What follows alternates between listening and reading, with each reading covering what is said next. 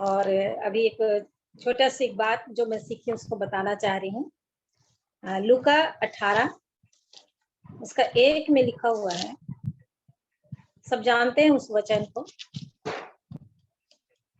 फिर उसने इसके विषय में कि नित्य प्रार्थना करना, हियाव न छोड़ना चाहिए, उनसे यह दृष्टांत कहा।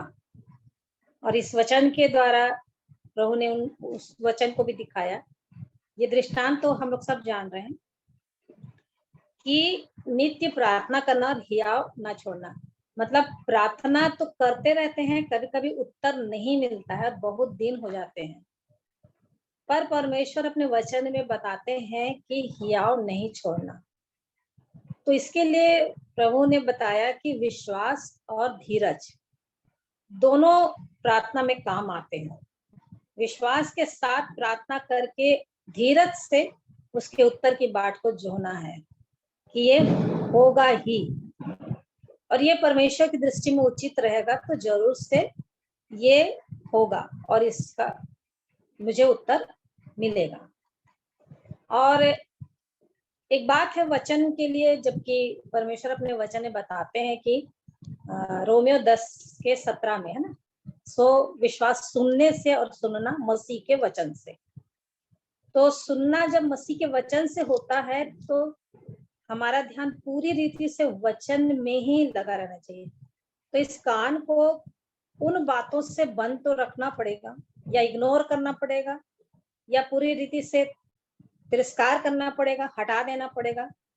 जो व्यर्थ और फालतू बातें हैं उसको न सुनेंगे, उसकी ओर ध्यान नहीं देंगे, तभी मन ये वचन पे लगने वाला है।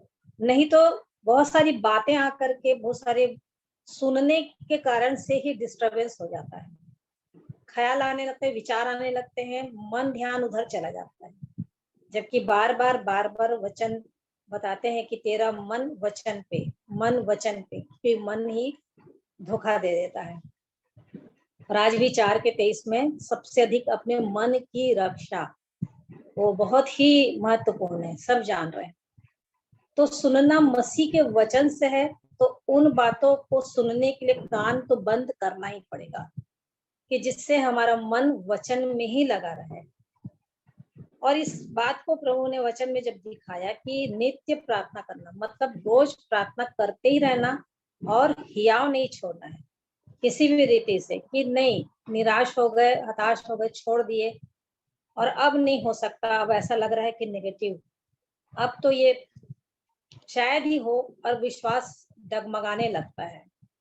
और इसको बताने के लिए प्रभु ने अपने वचन से बताया। पहला राजा, उसको भी हम सब जान रहे हैं, 17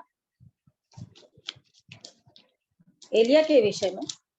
पहला राजा 18 में उसका वो है जिक्र है पूरा, और 17 में एलिया के काम के बारे में है कि वो 17 में बताते हैं कि मैं और तिशबी एलिया जो गिलाद के परदेशियों में से था, उसने आहाब से कहा, इजराइल का परमेश्वर यहोवा जिसके सम्मुख मैं उपस्थित रहता हूँ, उसके जीवन की शपथ, इन वर्षों में मेरे बिना कहे न तो मैं बसेगा न ओस पड़ेगी।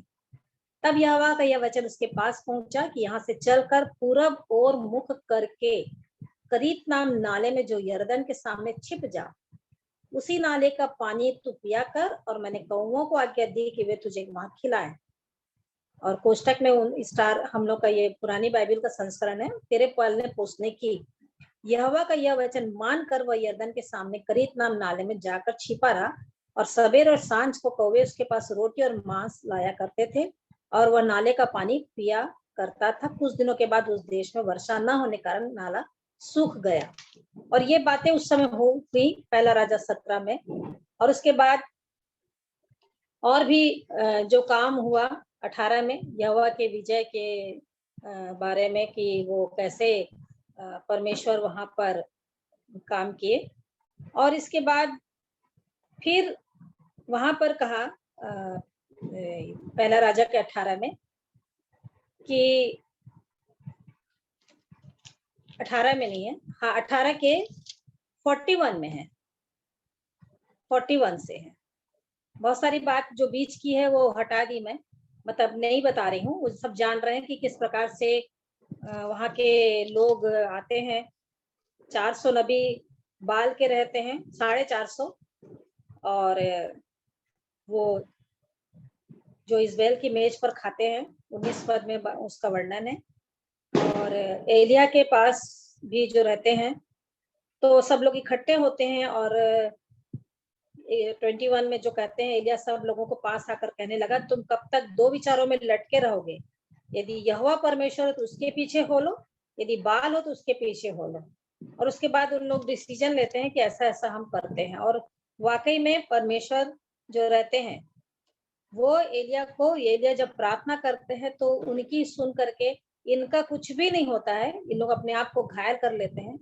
परंतु एलिया जब सब कुछ करने के बाद पानी डलवा देता है, सब कुछ हो जाता है, और ये प्रार्थना करते हैं, और 37 में फिर बोलते हैं, हे यहोवा मेरी सुन, कि ये लोग जान ले कि हे यहोवा तू ही परमेश्वर है, तू ही उनका मन लौटा लेता है। तब यहोवा की आग आकाश से प्रकट हुई और होम बलि को लकड़ी और पत्थरों और धूली समेत भस्म कर दिया, और गड्ढे में का जल भी सुखा दिया। और यह देखकर सब लोग मुंह के बल गिरकर बोल उठे, यहोवा ही परमेश्वर है, यहोवा ही परमेश्वर है। और इतना बड़ा काम परमेश्वर एलिया ने प्रार्थना की और किया। और उसके बाद यहोवा ने उनको ले जा करके किशोन के नाले में जाकर मार भी डाला। ये सब होने के बाद जो विशेष बात मैं बताना चाह रही हूँ, फिर एलिया ने आहाब से कहा, उठकर खा पी, क्योंकि भारी वर्षा की सनसनाहट सुन पड़ती है। अभी जबकि 3.5 साल हो गए, पानी वानी कुछ नहीं गिरा, लेकिन उससे आशा जो नाउम्मीद थी, पर उसमें भी वो आशा और विश्वास के द्वारा कह रहा है कि भारी वर्षा की सनसनाहट सुन पड़ती है। तब आहाब खाने पीने चला गया। ये तो चला गया खाने पीने के लिए, परंतु एलिया क्या कर रहा है? करमेल की चोटी पर चढ़ गया और भूमि पर गिरकर अपना मुंह घुटने के बीच किया, मतलब घुटने पे वो आ गया और प्रार्थना किया। और उसने अपने सेवक से कहा, चढ़कर समुद्र की ओर दृष्टि कर देख। अब वो अपने सेवक से कह रहा है, जा और समुद्र की ओर दृष्टि करके देख, उसको देखने के लिए कह रहा है। और वो उसने चढ़ कर देखा और लौट कर कहा, कुछ नहीं दिखता। फिर बोलते हैं एलिया, फिर जा, फिर प्रार्थना करता है, फिर जा, फिर आके बोलता है कि अभी भी कुछ नहीं दिख रहा है। फिर एलिया बोलते हैं कि जा, फिर से देख। फिर चौथी बार प्रार्थना करते हैं, 5वीं बार प्रार्थना करते हैं और फिर भेजते हैं। इस प्रकार से 6 बार हो जाता है। और उसके बाद वो प्रार्थना करने के लिए हियाव नहीं छोड़ते हैं, वो प्रार्थना करते ही जाते हैं, और एक विश्वास से और बड़े धीरज के साथ एक चोटी पर, पहाड़ की चोटी पे चढ़ करके और घुटनों पे आकर के वो प्रार्थना करते ही रहते हैं। और वो जब 7वीं बार उसने कहा 44 में, देख समुद्र में से मनुष्य का हाथ सा एक छोटा बादल उठ रहा है। तब वो एलिया बोल रहे हैं आहाब के पास जाकर कर।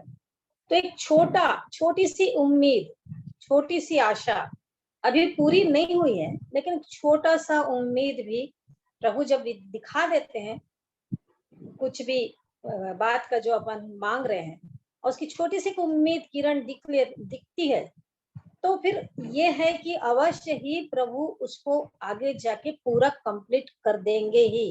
तो इस प्रकार से एलिया के जीवन से इस बात को सीखी कि वो कितना हो सकता था, वो भी बोलता कि अब चलो बहुत हो गया, प्रार्थना कर डाला, लेकिन अब नहीं हो रहा है, नहीं सुन रहे, अब मैं भी चलता हूँ, आपको तो बोला हूँ, वो चला गया यहाँ से, अब मैं भी चलता हूँ। लेकिन वो नहीं जाते हैं, और वो प्रार्थना में इतनी अपने आप को समर्पित कर देते हैं, और पूरी रीति से विश्वास के साथ उस प्रभु पर विश्वास करके, आशा रख करके वो ना उम्मीद में भी कर रहे थे, जैसे अब्राहम निराशा में भी आशा रख करके वो विश्वास करते हैं, और ये अपने घुटनों पे आकर के प्रार्थना करते हैं। और उसके बाद भी जब 6 बार हो जाता है, तो कोई भी मनुष्य है तो वो हताश हो जाएगा कि अरे मैं कब से कर रहा हूँ, जैसे हम लोग के जीवन में भी कब से कर रहे हैं, कब से मांग रहे हैं, कब से बोल रहे हैं, पर ये हो नहीं रहा है। तो जब 7वीं बार उसने कहा, देख एक मनुष्य का हाथ सा एक छोटा बादल उठ रहा है।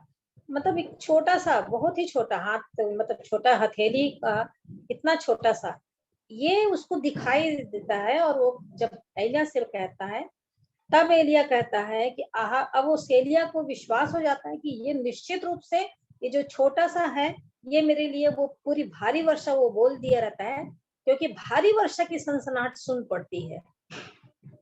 तो ये बात को विश्वास के द्वारा वो अपने में ले करके कहते हैं, आपके पास जाकर कर कि रथ जुतवा कर नीचे जा। मैंने हो सकता है घोड़े वोड़े फ्री रख दे, छोड़ दिया होगा, तो जाओ उसको बोल कि रथ को जुतवा ले और अपना ठीक ठाक कर ले और वो निकल जा। कहीं ऐसा ना हो कि तू वर्षा कर रुक जाए। मतलब इतना भयानक वर्षा होने वाला है, इतने छोटे से बादल को देख करके उसने पूरी उसके वो पूरे जो था परिणाम, उसको वो सोच लेता है, विश्वास के द्वारा ले लेता है और बोलता है कि ऐसा हो सकता है कि वर्षा कारण रुक जाए। और वाकई में आगे जाके बोलता है कि थोड़ी देर में आकाश वायु से उड़ाई हुई घटाओं और आंधी से काला हो गया और भारी वर्षा होने लगी और आहाब सवार होकर इस्राएल को चला। तब यहोवा की शक्ति एलिया पर ऐसी हुई, कमर बांधकर आहाब के आगे आगे इस्राएल तक दौड़ता चला गया। रथ का दौड़ और एलिया की दौड़, कितनी अद्भुत, इतनी सामर्थ एलिया को मिली। तो प्रभु का धन्यवाद हो, इन बातों से प्रभु ने बताया कि प्रार्थना करना और हियाव न छोड़ना। तो ये जिस प्रकार से एलिया ने किया, आइए प्रार्थना करते हैं। और उसके बाद भैया से निवेदन है कि आशीष की प्रार्थना हेमंत भैया करेंगे। धन्यवाद, धन्यवाद अनुग्रहकारी दयालु पिता परमेश्वर, प्रभु यीशु मसीह के नाम में होकर आपके चरणों के पास अनुग्रह के सिंहासन कटाती हूँ और धन्यवाद देती हूँ कि आपने एक बार फिर से सिखाया कि नित्य प्रार्थना करना और हियाव न छोड़ना। और अपने नबी एलिया के द्वारा बताया कि किस प्रकार से वो प्रार्थना में अपने समर्पित होकर के पूर्ण रीति से विश्वास और धीरज के साथ उन बातों में जो एक छोटे से बादल के रूप में था, उसको समझ गए एक भारी वर्षा होने वाली है। प्रभु जी, ऐसे ही आप हमारे जीवन में एक छोटी सी किरण, एक छोटी सी आशा दिखाते हैं, वो वाकई में प्रभु आपकी ओर से पूरी कंप्लीट होकर के हमें मिलेगी, ये हम विश्वास करते हैं। इसलिए प्यारे प्रभु, हमें हियाव में बने रहने में सहायता करें, विश्वास में दृढ़ रहने में सहायता करें, ताकि हम किसी भी रीति से निराश न हो, परंतु प्रभु जी हम पूरी रीति से आप पर उम्मीद रख करके, भरोसा रख करके और आपके वचन को पकड़े रह करके उस पर चलते चले जाए। हम सबकी सहायता करें। सारी बातों के लिए आपका धन्यवाद करते हुए विनती प्रभु यीशु मसीह के नाम से मांगती हूँ, आमीन। हे हमारे पिता, आप जो स्वर्ग में हैं, आपका नाम पवित्र माना जाए, आपका राज्य आए, आपकी इच्छा जैसे स्वर्ग में पूरी होती है वैसे इस पृथ्वी पर भी पूरी हो। हमारे दिन भर की रोटी आज हमें दो, और जैसे हमने अपने अपराधियों को क्षमा किया है वैसे ही आप हमारे अपराधों को क्षमा करें। हमें परीक्षा में ना लाइए, परंतु बुराई से बचाइए, क्योंकि राज्य, पराक्रम और महिमा सदा आपकी है, आमीन। आशीष ग्रहण कर लेंगे।